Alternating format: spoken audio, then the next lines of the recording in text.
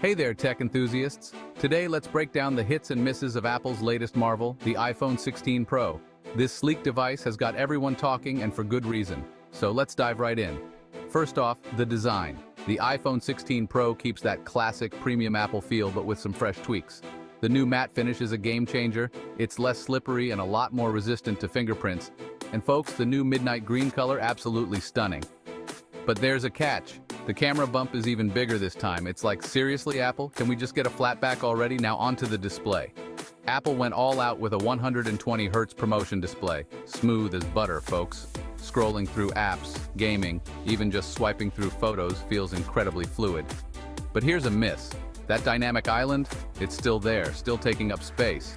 And for what? Notifications? We need more innovation, Apple. Performance-wise, the A18 Bionic chip is a beast. It's fast, efficient, and handles multitasking like a pro. But let's be real.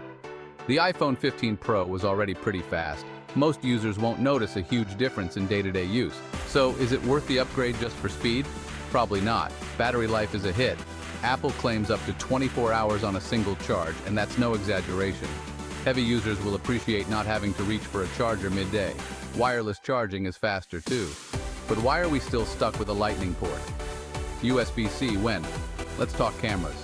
The new 48MP main sensor is a beast. Photos are sharp, vibrant, and low-light performance is stellar. The Pro RAW capabilities give you so much control over your shots. But the front camera, still 12MP. Come on, Apple, we need better selfies in 2024.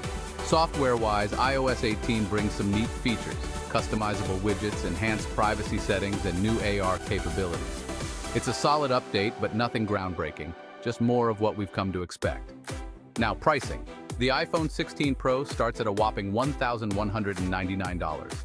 That's a steep climb from the previous model. For the average consumer, it's a big investment. And with incremental upgrades, it's hard to justify the splurge. So, is the iPhone 16 Pro a hit or a miss? Well, it's a bit of both. It's a stunning piece of tech with some impressive features. But it's also got its fair share of letdowns and a hefty price tag. If you're an iPhone 14 or 15 user, you might want to hold off. But if you're coming from an older model, the iPhone 16 Pro could be a worthy upgrade. Alright, that's it for today's breakdown. Don't forget to like, comment, and subscribe for more tech insights. Catch you in the next one. Peace.